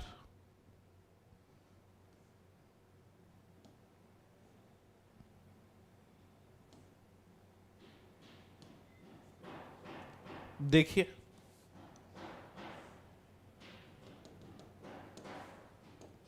कुछ इस प्रकार हमने दो लूप ले लिए हैं, एक कुछ इस प्रकार और एक इसके परपेंडिकुलर कुछ इस प्रकार। With their planes mutually perpendicular with their centres coincide, इनके सेंटर कॉन्साइड कर रहे हैं,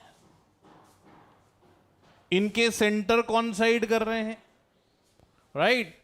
और एक में हम बोलते हैं ये अगर मान लेते P है, ये Q है, दोनों के नंबर ऑफ टर्न्स सेम है, दोनों के रेडियस सेम है, लेकिन दोनों में फ्लो करने वाले करंट अलग अलग हैं। इसमें अगर I1 है तो इसमें कुछ I2 है, या I1 I2 भी क्यों लिखते हैं, इसमें I है तो इसमें 2I है।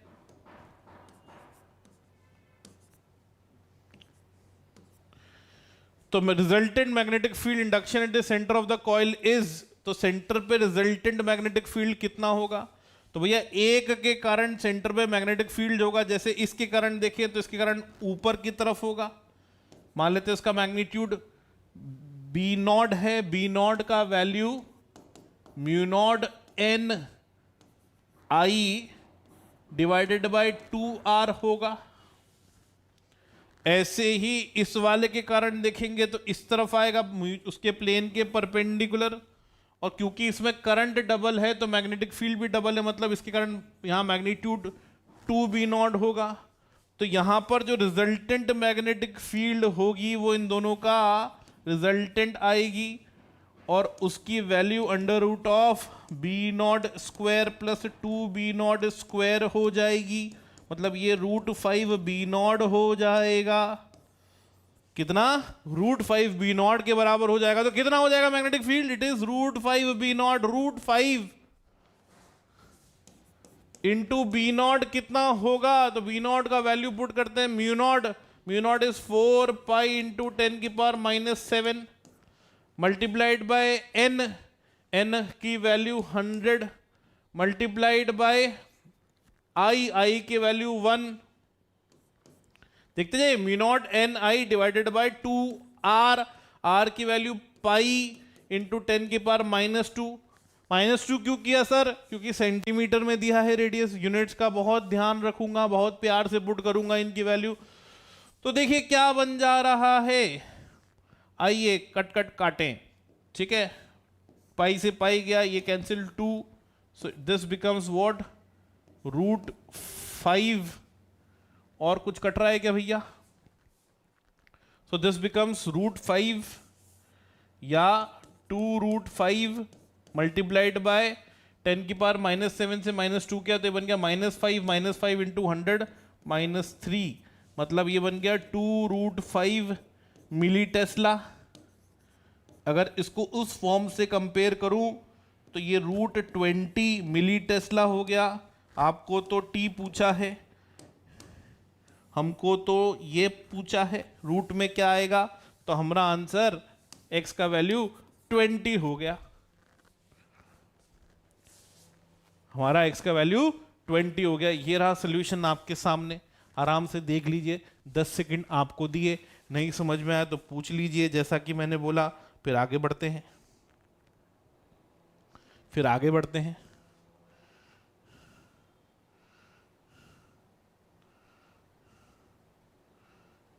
फिर आगे बढ़ते हैं।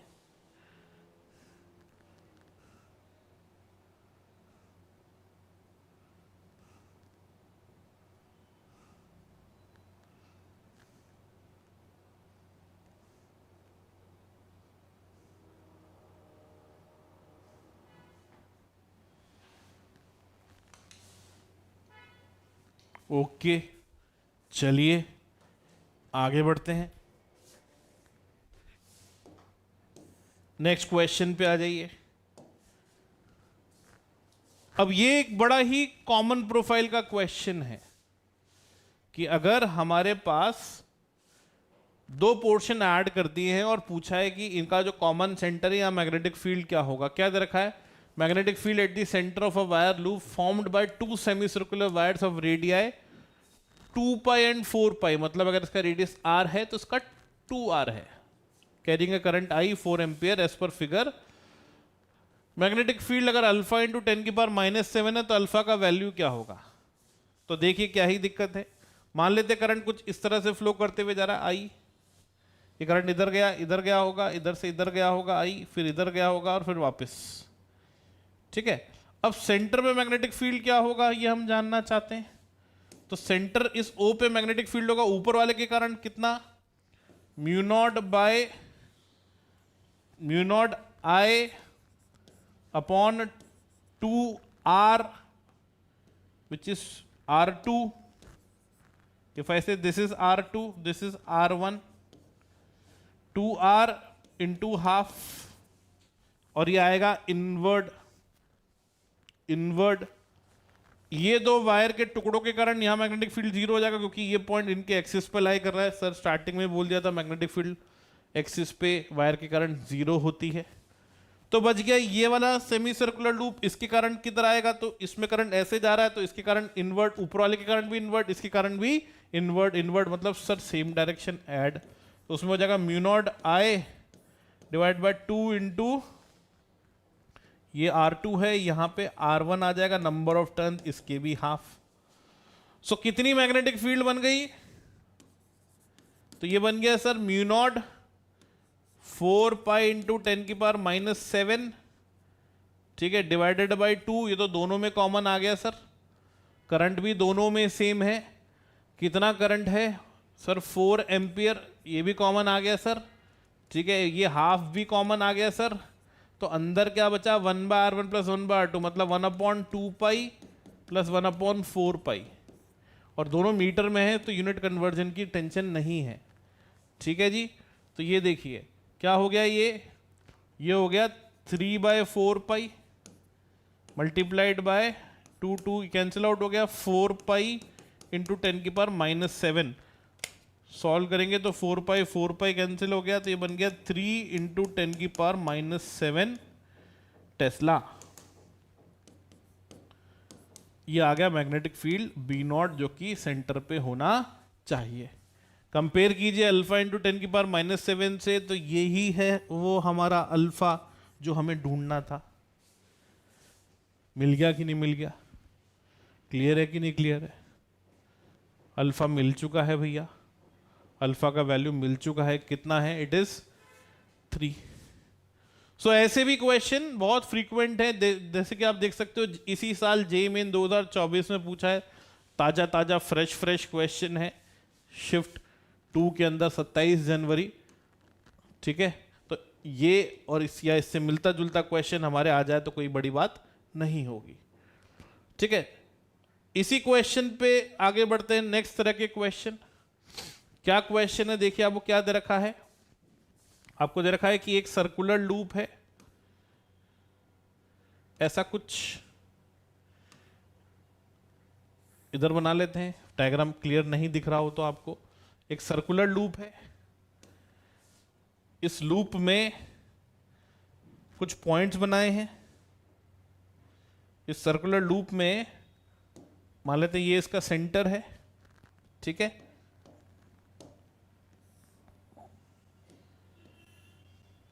यहां पर ये एंगल थीटा सबटेंड हो रहा है, ये पॉइंट बोला है A, ये बोला है D, ये बोला है B और ये बोला है C।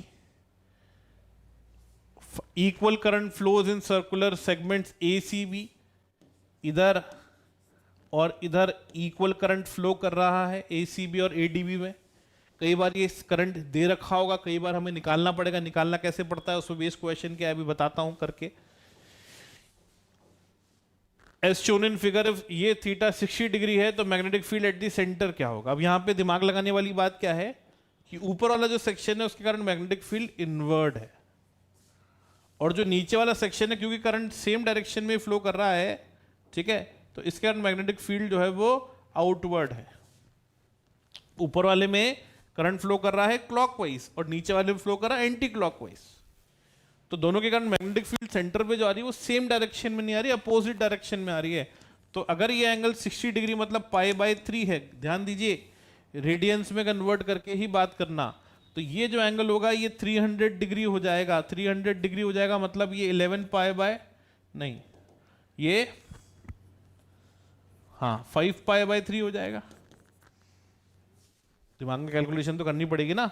टोटल एंगल 2π में से π/3 सब्ट्रैक्ट करें तो 5 π/3। तो सेंटर पे जो मैग्नेटिक फील्ड होगा ऊपर वाले के कारण वो होगा μ0 I/2R into number of turns 5 π/3 divided by 2π θ/2π minus, क्योंकि नीचे वाले के कारण अपोजिट डायरेक्शन में है तो ये बन जाएगा कितना, μ0 I/2R डिवाइड मल्टीप्लाइड बाय π/3/2π। ठीक है, एक टर्न के कारण μ0 I/2R into number of turns, और दोनों के कारण अपोजिट है तो सब्ट्रैक्ट कर दिया है यहाँ पे अपन ने। कितना मैग्नेटिक फील्ड हो गया ये सेंटर पे। तो सर अब तो सॉल्व कर लो। अरे भाई कर रहे हैं भाई। तो ये बन गया μ0 I/2R तो कॉमन आ गया, ठीक है, चाहो तो 2π भी कॉमन निकालना, तो 5 π/3 माइनस π/3 4 π/3 डिवाइड बाय 2π, तो ये 2/3 रह गया मेरे हिसाब से, तो 2/3 रह गया मतलब ये बन गया μ0 2 μ0, अच्छा एक 2 और कैंसिल, तो ये बन गया μ0 I/3R। तो μ0 I/3R अगर आप चेक करोगे तो सी ऑप्शन हो गया है, ठीक है, करेक्ट आंसर जो है वो सी ऑप्शन हो गया। So are we good on this, clear है।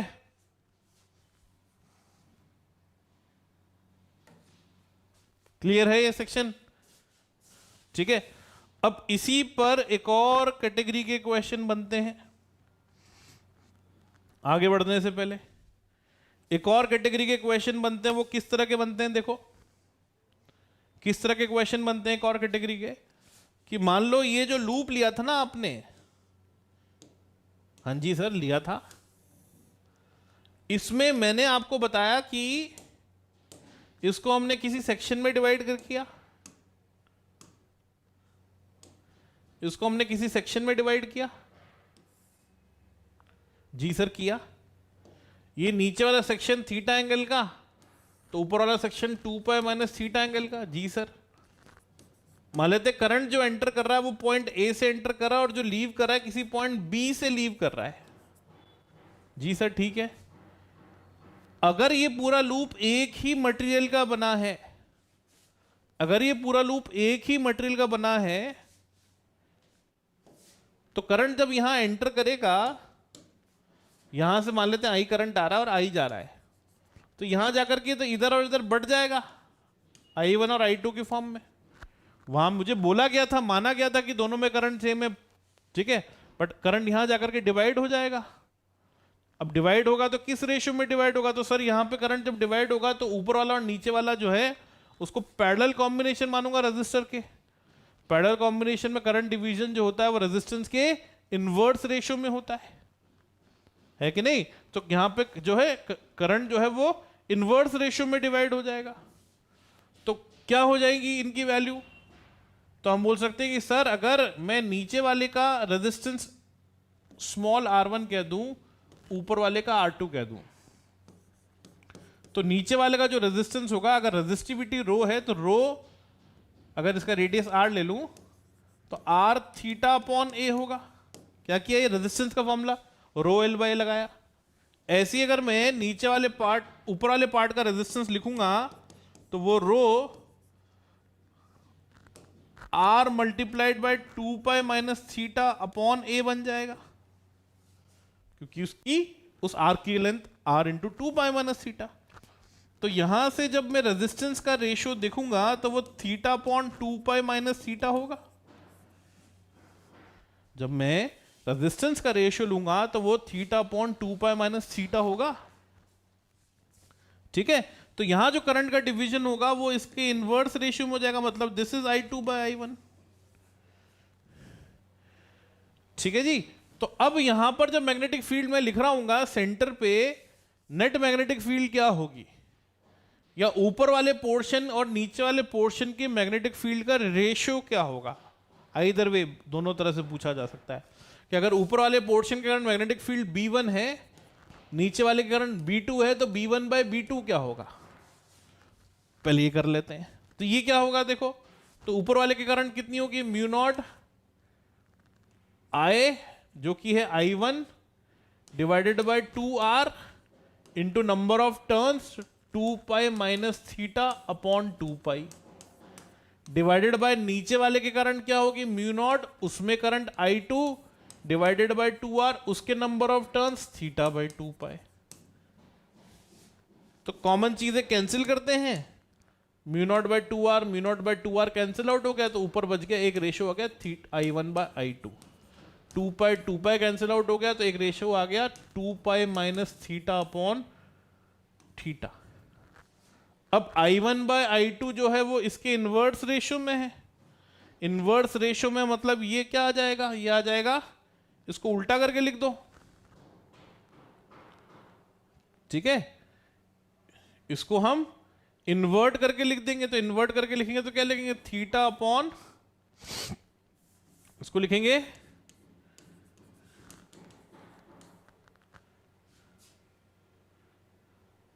चेक कर लो, R1/R2 ρr θ/a ρr 2π-θ/a बिल्कुल ठीक है। उल्टा बोल दिया है, हाँ जी हाँ जी उल्टा बोल दिया है, उल्टा बोल दिया है यहां। ये देखिए आप सॉल्व करोगे ना, अगर गड़बड़ कर देते हो ना तो ऑटोमेटिकली खुद को अंदाजा लग जाएगा फिजिबिलिटी ऑफ आंसर जब आप चेक करोगे। यहां जो लिखा है और यहां जो बनाया ये उल्टे कर दिए थे मैंने।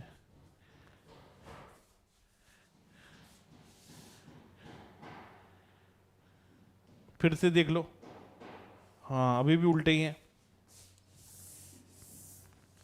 ये ठीक है, ये ठीक है, ये तो ठीक है। तो R1 नहीं जी, ये इधर भी उल्टा लिखा हुआ है अभी, ये R2 है ये R1 है। तो R1/R2 जो आएगा वो 2π-θ/θ आएगा। ठीक है, और ये I2/I1 होगा। अब ठीक है, अब मुझे यहां मल्टीप्लाई करना है किससे, I1/I2 मतलब इसके उल्टे से। तो यहां तो थीटा लिखा है, ये इसको मल्टीप्लाई करना है इसके उल्टे से। इसका उल्टा क्या होगा, θ/2π-θ। थीटा से थीटा 2π-θ से कैंसिल, मतलब ये रेशियो क्या आ गया, 1 आ गया। सो independent of this angle theta, ये जो मैग्नेटिक फील्ड का रेशियो है B1/B2 इसकी वैल्यू 1 आ गई। मतलब दोनों के कारण, ऊपर वाले और नीचे वाले सेक्शन के कारण सेंटर पे मैग्नेटिक फील्ड जो आएगी वो सेम आएगी, प्रोवाइडेड ये पूरा वायर एक ही मटेरियल से बना है। दूसरी बात, अगर ये सेम आ गई तो सेंटर पे नेट मैग्नेटिक फील्ड कितनी होगी, तो ऊपर वाले के कारण इनवर्ड है और नीचे वाले के कारण आउटवर्ड है। तो सर ये तो B1 - B2 होगी, और दोनों इक्वल है तो इसकी वैल्यू कितनी होगी, तो इसकी वैल्यू 0 हो जाएगी। सर मैग्नेटिक फील्ड जो है वो सेंटर पे 0 हो जाएगी। बड़ा इंपॉर्टेंट आइडिया है कि वायर में कैसे भी करंट एंटर करे, लूप्स के अंदर कैसे भी करंट एंटर करे,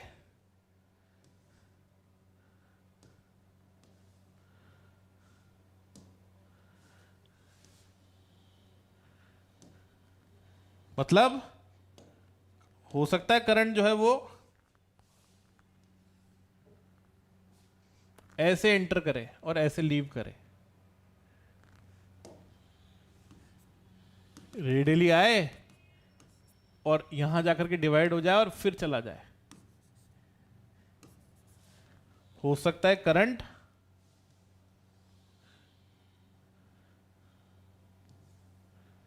ऐसे एंटर करे, इस रास्ते पे आए, यहां जाकर के बढ़ जाए और ऐसे इस रास्ते से चला जाए।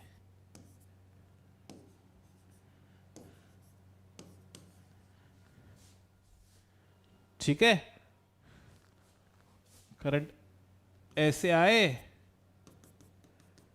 ऐसे चला जाए, कुछ भी सेटअप ले लें। ठीक है, तो इन सब में सेंटर पे जो मैग्नेटिक फील्ड आएगा उसकी वैल्यू विल बी 0, क्योंकि ऊपर और नीचे दोनों पोर्शन के करंट सेंटर पे मैग्नेटिक फील्ड जो होगी वो इक्वल होगी, क्योंकि अभी मैंने प्रूव भी किया एक तरह से, इसमें दोनों करंट मैग्नेटिक फील्ड सेम आ रही है इररिस्पेक्टिव ऑफ द थीटा, तो सेंटर पे नेट मैग्नेटिक फील्ड जो कि उसकी वैल्यू 0 हो जाएगी। ठीक है,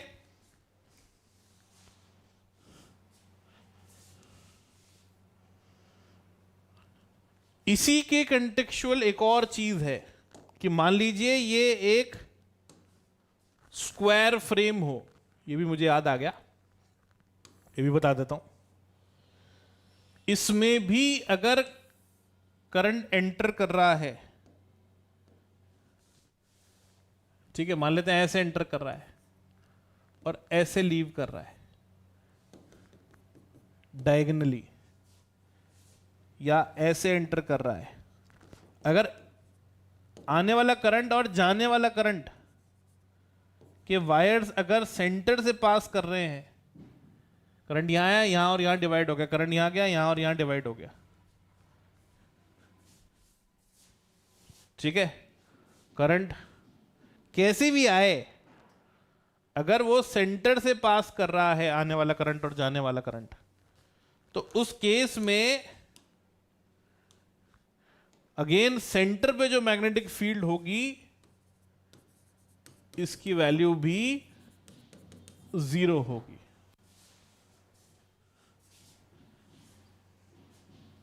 ठीक है, इसके कारण भी सेंटर पे जो मैग्नेटिक फील्ड होगी उसकी वैल्यू 0 होगी।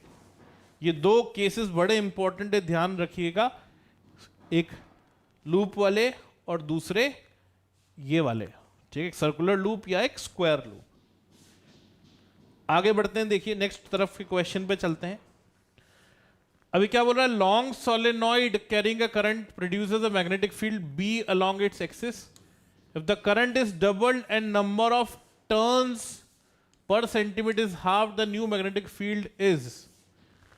तो पहली बात, मैग्नेटिक फील्ड क्या होती है, तो for a solenoid magnetic field का फॉर्मूला होता है mu naught N I, Ampere's law से डिराइव करते थे इसको अपन।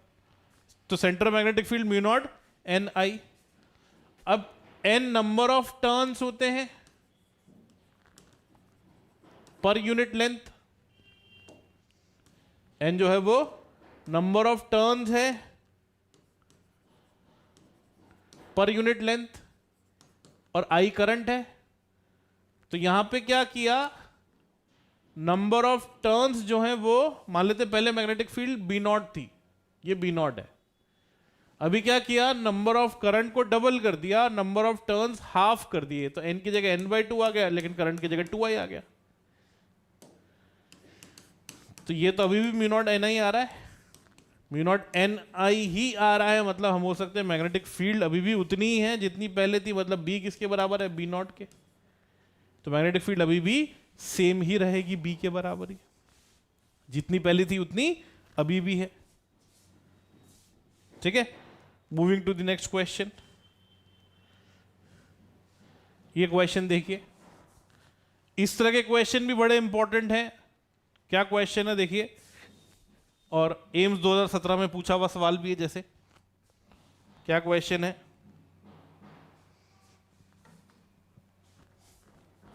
क्या क्वेश्चन दे रखा है, पढ़ो एक बार।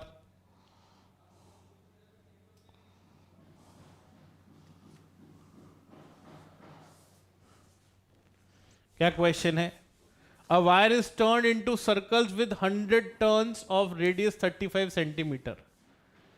What current should be passed through it to produce a magnetic field of 1 Tesla at its center?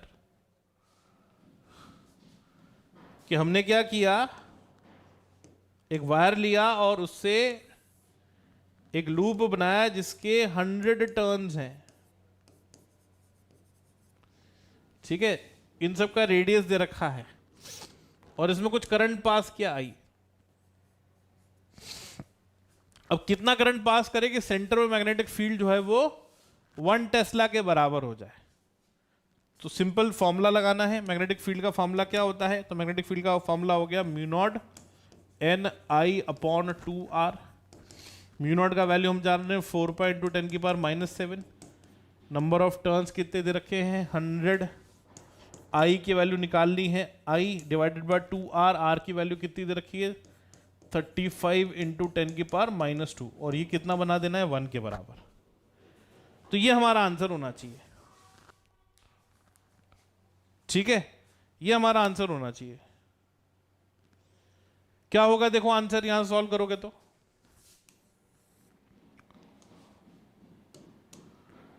Magnetic field equate करोगे तो आई की वैल्यू क्या आ जाएगी? तो थोड़ा सा पहले इधर ही साफ कर लेते हैं इसको। ये 2 पाई रह जाएगा, 10⁻⁻2 -2 -5 में ये और चला गया -3 हो गया, राइट।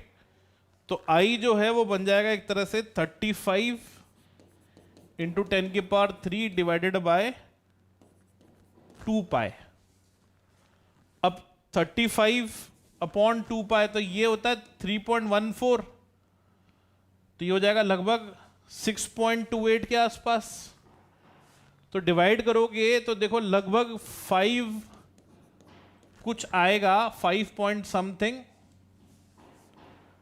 ठीक है, या ये आएगा 0.5 समथिंग × 10⁻³ मैच कर लो, मतलब ये लगभग 55 के आसपास होना चाहिए, या सॉरी 10⁻³ से मल्टीप्लाई करेंगे ना तो ये 5573 के आसपास होना चाहिए। जी बिल्कुल,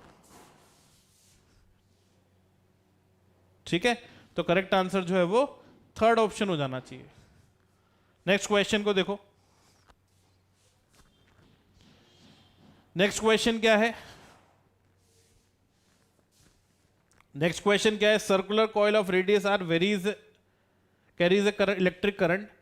The magnetic field due to the coil at the center of the point on the axis of the coil located at distance r from the center of the coil such that r is greater than r। r बहुत बड़ा है, r capital r के respect में। कि magnetic field का formula है mu naught N I R square upon twice of R square plus X को small r कह रहा है, स्मॉल r स्क्वायर की पावर 3/2। अगर स्मॉल r जो है वो कैपिटल R से बहुत बड़ा है तो उस केस में मैग्नेटिक फील्ड जो होगा वो क्या होगा? तो बन जाएगा mu naught N I R square. अब यहां पर क्या करेंगे? अप्रोक्सीमेशन लगा देंगे तो यहां पे बन जाएगा r की पावर 3/2। इस r स्क्वायर को नेग्लेक्ट कर देंगे स्मॉल r स्क्वायर के रिस्पेक्ट में, ठीक है। तो जैसे इसको आप नेग्लेक्ट करोगे तो यहां से आप देख सकते हो मैग्नेटिक फील्ड जो है वो r की पावर 3/2 के प्रोपोर्शनल है, मतलब बी ऑप्शन आ गया। करेक्ट आंसर जो है वो बी ऑप्शन हो जाना चाहिए। नेक्स्ट क्वेश्चन देखिए, एम्स 2006 में पूछा हुआ क्वेश्चन है। फटाफट एक दो क्वेश्चन और देख लेते हैं। Circular loop of a wire and a long straight wire carrying current IC and IE respectively as shown in figure, assuming that these are placed in the same plane, magnetic field will be 0 at the center of the loop when the separation h is। ये distance कितनी हो कि यहां पर जो magnetic field है उसकी value 0 हो जाए, ठीक है। h की वैल्यू क्या हो कि सेंटर पे जो मैग्नेटिक फील्ड है उसकी वैल्यू 0 हो जाए, ठीक है। तो क्या होनी चाहिए? देखिए डिस्टेंस, तो क्या करें? सेंटर मैग्नेटिक फील्ड 0 कर दो। तो सर वो तो सिंपल है, तो हम यहां से क्या करेंगे? यहां से हम लिख सकते हैं कि इस लूप के कारण सेंटर में मैग्नेटिक फील्ड होगी mu naught IC divided by 2r, ठीक है। इसकी मैग्नेटिक फील्ड की वैल्यू की mu naught IC by 2r, और इनफाइनाइट वायर के कारण कितनी होगी? तो हो जाएगी mu not IE divided by 2πd, D की जगह h आ गया, है ना। इनफाइनाइट वायर मान लिया, लॉन्ग वायर मतलब इनफाइनाइट वायर, इक्वेट करना है, ठीक है। तो यहां से म्यू नॉट 2 कैंसिल आउट हो गया, तो h जो है वो आई नॉट या आई ई आर अपॉन पाई आई सी हो गया, आई ई आर अपॉन पाई आई सी हो गया, मतलब आप देख सकते हो फर्स्ट ऑप्शन आ जा रहा है, ठीक है। तो करेक्ट आंसर जो है वो फर्स्ट ऑप्शन हो जाएगा। एक क्वेश्चन और कर लीजिए, जाते जाते एक क्वेश्चन और कर लेते हैं लास्ट, ठीक है। देखिए इस क्वेश्चन में क्या दे रखा है, two circular loops 1 and 2 are made by same copper wire but radius of first loop is twice that of the second loop, what is the ratio of potential difference applied across the loops if the magnetic field produced at the centre is equal. अब magnetic field, अब देखो इसने current की जगह एक word introduce किया, potential difference, ठीक है। समझिए बहुत ही बढ़िया सवाल है। दो सर्कुलर लूप हैं, सेम कॉपर वायर से बने, मतलब दोनों की रेजिस्टिविटी सेम है, मटेरियल सेम हुआ मतलब रेजिस्टिविटी सेम है, ठीक है। मैं क्यों जा रहा हूं, क्योंकि मुझे ओम्स लॉ कहीं ना कहीं यूज करना है। मैं पोटेंशियल डिफरेंस को कुछ आई आर के बराबर लिखूंगा या करंट को वी बाय आर लिखने की कोशिश करूंगा जहां आर रेजिस्टेंस है, ठीक है। तो ये क्या बोल रहा है कि दोनों के करंट सेंटर पे मैग्नेटिक फील्ड सेम है, तो पहले वाले के करंट मैग्नेटिक फील्ड जो होनी चाहिए वो होनी चाहिए कितनी, म्यू नॉट, उसमें current I1 divided by 2R। अब radius of first loop is twice, तो यहां पे आ जाएगा 2R, this should be equal to mu naught I2 divided by 2 उसका रेडियस, ठीक है। Mu naught by 2 cancel, R not cancel out हो गया, तो I1 बाई 2 या I1 बाई I2 जो है वो 2 होना चाहिए। अब I1 और I2 क्या होगा, तो I1 को लिख सकते हैं पोटेंशियल डिफरेंस V1, ठीक है, potential difference V1 divided by resistance. तो अगर इसका रेडियस डबल है तो हम बोल सकते हैं इसकी लेंथ भी डबल होगी, लूप की लेंथ डबल होगी तो रेजिस्टेंस भी डबल होगा, तो हम बोल सकते हैं इसको लिख देते हैं 2R के बराबर। आर नॉट रेडियस लिया है, आर रेजिस्टेंस ले रहा हूं, डिवाइड बाय I2 तो बन जाएगा V2 और यहां पे चला जाएगा R, अगेन R और R कैंसिल आउट हो गया, तो यहां से V1 बाय V2 जो है ये 2 के बराबर था ही, तो ये 4 के बराबर आ गया,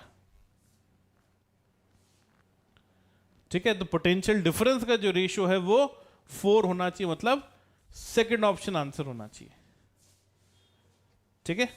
ये गलत है आंसर, तो करेक्ट आंसर जो है वो 4 होना चाहिए। ऐसे ही बोल रहा है cylindrical conductor once upon a time, NEET 2019, before the lockdown, जब नीट के पेपर कुछ थोड़े अच्छी क्वालिटी के आ रहे थे तब आया question. A cylindrical conductor of radius r is carrying a constant current. The plot of the magnetic field with distance from the center of the conductor is, तो एक लॉन्ग सिलेंड्रिकल कंडक्टर लेना है axis से,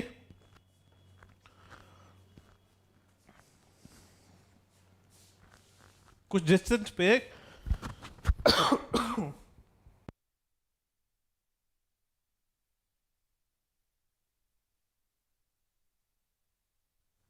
sorry रुकावट के लिए खेद है। फिर मैग्नेटिक फील्ड का ग्राफ क्या होगा,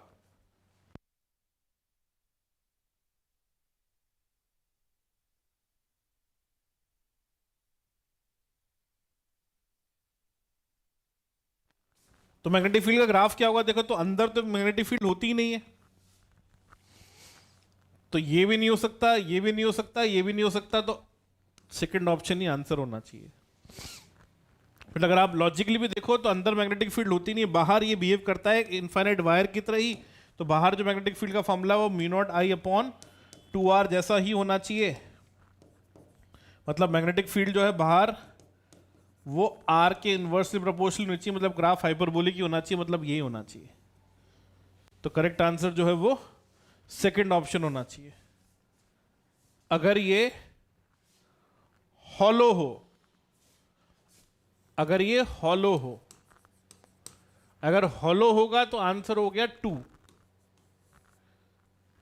और अगर ये सॉलिड है, अगर ये सॉलिड है तो फिर उस केस में अंदर भी मैग्नेटिक फील्ड एग्जिस्ट करती है और वो लीनियरली बढ़ती है डिस्टेंस के साथ, एम्पियर्स लॉ लगा करके हम देखते हैं।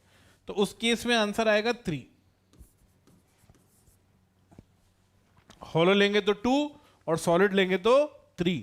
और यहां पर आप देख सकते हो कुछ मेंशन नहीं है तो क्या लेना चाहिए, तो हमें इसको सॉलिड लेना चाहिए। तो इस पर्टिकुलर केस के लिए हो जाएगा 3। बट दोनों तरह के क्वेश्चन पूछे हुए, हॉलो का भी और सॉलिड का भी, तो दोनों ध्यान रखिएगा। ऑलराइट गाइस, इसी बात के साथ आज का सेशन कंप्लीट करते हैं। मैग्नेटिक इफेक्ट ऑफ करंट की मेजॉरिटी मेन सारे क्वेश्चंस हमने डिस्कस कर लिए हैं। नेक्स्ट सेशन के अंदर मैग्नेटिक फोर्स पे बेस्ड क्वेश्चन देखेंगे। और जैसा कि मैंने आपको बताया, आई होप आपको ये सारे क्वेश्चंस आपने साथ साथ किए होंगे, समझ में आए होंगे। अगर आप बाद में भी देखते हैं इस लाइव सेशन को तो कोई बात नहीं, पॉज करिएगा अगर आपको टाइम ज़्यादा चाहिए और क्वेश्चन को अटेम्प्ट कीजिएगा।